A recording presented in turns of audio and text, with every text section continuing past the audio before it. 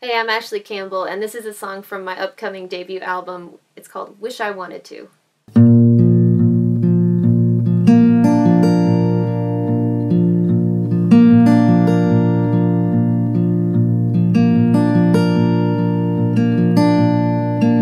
I'm gonna put on my makeup, put a smile in my eye. I'm gonna put on my new dress and show it off tonight. I wish I wanted to. I'm gonna put my phone down, try not to call it off. Gonna meet him at the front door and try to make small talk. I wish I wanted to. I wish I wanted to.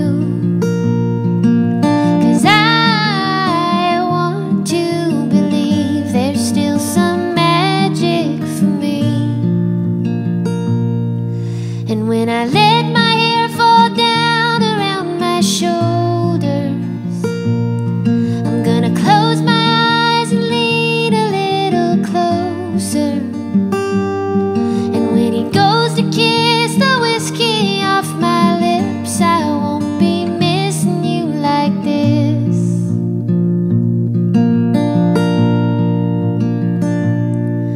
I'm gonna say I wanna take it slow before this night ends, and I'm gonna say I'd love to see him again. I wish I wanted to. I wish I wanted to. 'Cause I want to believe there's still some magic for me. And when I let my hair fall down around my shoulders, I'm gonna close my eyes and lean a little closer. And when he goes to kiss the whiskey off my lips, I won't be missing you like this.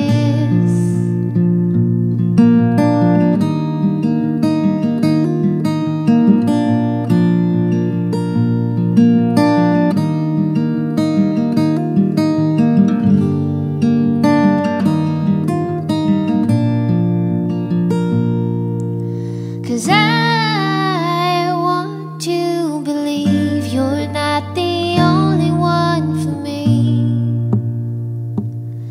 And when I let my hair fall down around my shoulders, I'm gonna close my eyes and lean a little closer.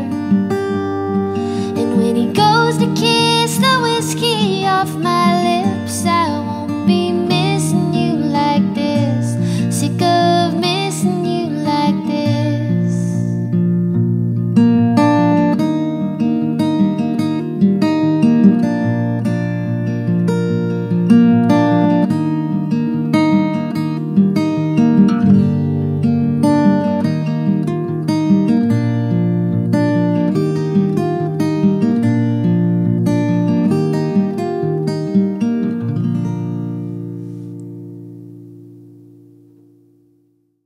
Well, welcome to Downtown Country. I'm Stuart Banford, joined by a lady who's not only the daughter of one of the most iconic artists in the history of music, but she's also an incredibly talented singer, songwriter and musician herself.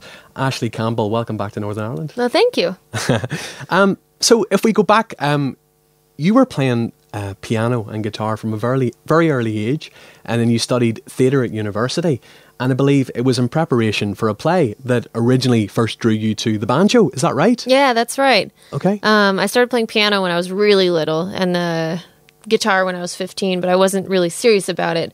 And then I went to university for acting, and I got into a play called the Kentucky Cycle, and it was a summer program, so we were bringing it over to the Edinburgh Fringe Festival that year, and they needed someone to play banjo for it, and so the director asked me if I would learn for the show, and I said, sure, why not? And so the university actually bought me my first banjo and paid for my first couple lessons. So that was pretty nice. But you talk about that moment as almost like the flicking of a switch. What was it about that instrument in particular that drew you to it? Well, I've always liked banjo, but I hadn't really seen it in action, like, I guess in a cool way. when I was in high school, I was really obsessed with the Dixie Chicks album Home, which was a bluegrass album. But at the time, I didn't really know what bluegrass was. Surprising. I mean, oddly enough, even though my dad did bluegrass records back in the day, but I just wasn't really exposed to it. I blame him. He didn't tell me. But yeah, I was obsessed with that, and I was like, that's the kind of country I like. I like that acoustic stuff with that banjo and the fiddle and the mandolin, but I didn't really get it. And then when I played the banjo, I was like, oh, I love this. This is what I like. Okay. And so it just really connected with me. And I just kind of totally immersed myself in that kind of music. Because it was that instrument that sort of turned something on within you to start songwriting. Yeah, exactly. It just made me feel really connected with my American roots and that kind of music. And I started being inspired. And like the first song that I wrote, I was trying to write it as if so it could sound like it had been written like 100 years ago or more. Right, okay. And it's called Home. Maybe someday I'll put it out. But in the same way that a lot of today's modern country stars, they very obviously blend genres. When you think of the banjo, you think of traditional country, folk and bluegrass. I know you kind of grew up between sort of Phoenix, Arizona and West Coast, California. And when you listen to your music, you're really sort of pushing, it's a perfect blend of traditional and modern. Tell us a bit about your influences. I know for one, you're a massive Beck fan. Yes. I love Beck. Last November, while I was making the album, I actually got really into Beck's album Sea Change. Yeah. And my favorite song on there is Lost Cause. And we actually had Daryl Thorpe, who mixed and engineered some of Beck's stuff, mix some of my album, which was pretty cool. He went to he and my brother Cal are buddies. Okay. And he's a friend of mine too. But I love Beck, and of course I love all the old bluegrass and things like that, and roots and Americana. Of course, I grew up on my dad's music, so anything from the 70s is like A-okay with me. But I love modern sounds and like really edgy stuff, and like I've been really into Arcade Fire lately. Wow. Yeah. Okay. Yeah. And then after uni, I believe you got involved in some comedy improv groups. Is that right? Yeah, actually during uni. So when my first year at college, I auditioned for the improv troupe, and I didn't make it. But I totally fell in love with it and had so much fun doing it that I went straight into Hollywood when I was 18 and started taking at the Groundling School, which is like kind of a famous improv school. You know, most people from Saturday Night Live started at the Groundlings, like Will Ferrell and Kristen Wiig and Melissa McCarthy. Yeah. So in the future, I know music is the primary focus at the minute, but could you see yourself in the future either going down dramatic acting or comedic acting? Absolutely. I would love to do that. I just made a music video for my new single, A New Year, and it was so much fun to be in front of the camera again and like, you know, actually doing some acting as opposed to just playing a guitar and singing. Yeah. But I hear a lot of actors and comedians talk about what draws them and the appeal of the performance is the escapism. So to go from theatre and then comedy to then as a singer-songwriter, you really have to wear your heart on your sleeve and put yourself out there. Was that a bit of an adjustment? I guess so, yeah, because in improv you're pretending to be someone else or writing in sketch comedy and things like that and acting. But what I loved about music when I first started doing it, and I still do, is I was so sick of the auditioning process and just reading the most terrible lines, but written just by horrible writers. And I was like, I want to write my own stories, and I don't want to wait around for someone else to write my next big part. I'm going to do it. And so with music, I feel like the control is more in my hands. Being the daughter of a very famous man, does that make things easier or harder? Well, it's probably a double-edged sword. But I try to look at it as a very positive thing because I was given some great opportunities because of who my dad is. But also I don't take it for granted at all. And I'm very proud of where I came from. And I work just as hard as other people doing the same thing that I am. So I definitely believe that nothing is handed to you. You have to earn it. But in the same respect, carrying that Campbell name, when you step on stage, sometimes do you feel almost like a weight of expectation? Sometimes, I get a lot of like, play your dad's songs. I'm like, okay, maybe one. So you got to kind of, I feel like, once I put out my album, people will start going, oh, okay, she's not her dad. So you're the youngest of 8 children. Well, I guess so. My mom is my dad's longest standing wife. Okay. She was still married to him when he passed away. They were married for 32 years, Wow. I think. Wow. And so I have 2 brothers. And you obviously played banjo in Glen's band during his final tour, which was captured for the movie I'll Be Me. And not only the tour, but obviously his struggle with Alzheimer's. As a film, it's an emotional roller coaster, but also incredible. You know, he's done an awful lot now with him gone to raise awareness of the disease. And also, I'm guessing it was a very brave film to make, but I'm guessing it was just a way to say goodbye to the fans as well. Yeah, these incredible filmmakers, James Keach and Trevor Albert, who made the film, they just, it started out as just kind of following my dad on tour and, dealing with Alzheimer's while on tour. But because of the massive success of it and the, sold out shows and everything and the attention it was getting, it kind of turned into, let's go to Washington, D.C. and speak out for Alzheimer's. Let's play for Congress. So it just kind of snowballed into this bigger thing, and we've been given so many great opportunities to raise awareness for Alzheimer's, and our family still is. My mom created a website called careliving.org, and it's specifically designed to help caregivers because, so many things it's like for the person who's actually suffering from dementia, but we forget about the caregivers, and most of the time a caregiver will pass away before the person with dementia because it's so taxing on a person to take care of someone like that. I could go on and on, But that's what the great thing about the film was. It showed sort of both sides of the story. Obviously, Glen's struggle, but also how it affected the family, And I love the track Remembering. I believe that was written just when that tour finished. Yes. The tour ended in the end of 2012, and I moved to Nashville early 2013, and that's when I wrote the song. Okay, and the great news is you're coming back to Belfast on the 8th of March. You're taking part in the Belfast Nashville Songwriters Festival. Yes. Wow, okay. Your father was, in the days when very few artists came to Northern Ireland, he was among the few that did. Yes, he was. Is that something you've always wanted to do, was come to Ireland, bring your music to Ireland? Absolutely. We came through Ireland a couple times on my dad's tour, and I love Ireland. It is so beautiful here. I actually haven't been to Belfast before. I've never been to Northern Ireland, but we've been to Dublin, and we spent a week in Killarney, and it was just so beautiful there. And I got to go to Dingle for a day, and I love this country, and the Guinness is just incredible, and the people are so sweet. And I love going into pubs and watching people play. It's called a session, right? Yeah. It's so much fun. But there's so many Irish country singers who I would talk to who would, tell me how big of a fan they are of your music. So obviously it's that sort of, with your music, it's grounded in tradition, so it obviously translates across the world, Yeah. And again in March, I need to mention you're playing the Country to Country main stage in London. You're doing a special tribute for your father. Yes, that's right. I'll be playing the main stage, and I'll be doing a tribute. So I haven't really figured out. I guess I need the details from C2C on how long I'm supposed to play, and then I'll carefully craft a beautiful set list. But what I wanted to mention to you was at the recent Country Music Awards, Little Big Town and Jimmy Webb's performance of Wichita Lineman. That was just stunning, wasn't it? It was perfect. Yeah.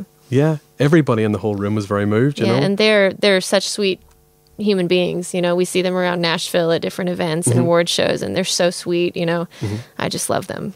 And you obviously featured in Rascal Flatts, the video for Banjo. I've always wanted to know, how did that come about? That was pretty trippy how it came about. I was on tour with my dad. I was in Joliet, Illinois in my hotel room, and I got a Facebook message from someone I didn't really know. But at the time, it was a little more common. I would be like, oh, okay, what's he have to say? Now I'm like, there's too many people. But this guy said, hey, Rascal Flatts is looking for a banjo player for their music video. Could you send me a YouTube video or something? And so I sent him me and my dad doing dueling banjos. And he said, you're hired. I was like, I don't know who you are. And so I guess it was legit. I went to a fitting for the wardrobe when I got to Nashville a couple weeks later, and I brought my dad's bus driver / bodyguard because he's always packing a gun, you know. And I was like, in case this is like some seedy thing where it's not real, but it turned out to be real. It was pretty funny. But you really have. I mean, when I think of the banjo now, I think of yourself. Even the band Perry, Keith Urban, they've done an awful lot to bring that instrument up to date, haven't they? And mix it in with the modern sort of sound. Yeah. Yeah. I think Keith Urban plays a banjo guitar, though. Okay, cool. Yeah, but I love that the banjo is getting a lot more popularity. Like, they're using it in so many different genres of music, you know, like Americana, folk, even pop. Like, look at Elle King. She's got a lot of banjo going on. She's a badass.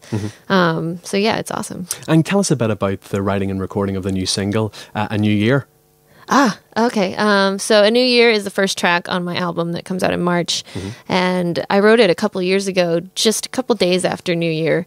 And I was just, you know, when the new year comes around, you kind of are excited for this whole new year and you want a fresh beginning. And so my friends, Jerry and Patrick, that I wrote it with, we were like, what inspires us, you know? And so we wrote it about this love that makes you want to be the best version of yourself. So obviously in the new year, you know, the new album, Sea to Sea, Belfast Nashville Songwriters Festival, I take it you're going to be gigging in general pretty heavy next year? I sure hope so, yeah. Offers are coming in slowly but surely. Okay. Ashley, thank you very much for your time, and we really look forward to seeing you back in Belfast in March. Thank you. I'm looking forward to it. Hey, I'm Ashley Campbell, and this is a song off my upcoming debut album. It's called Nothing Day.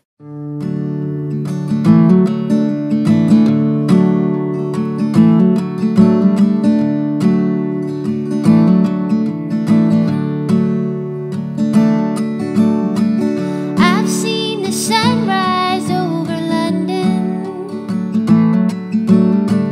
drank champagne on the coast of France. I've caught some waves out in Hawaii,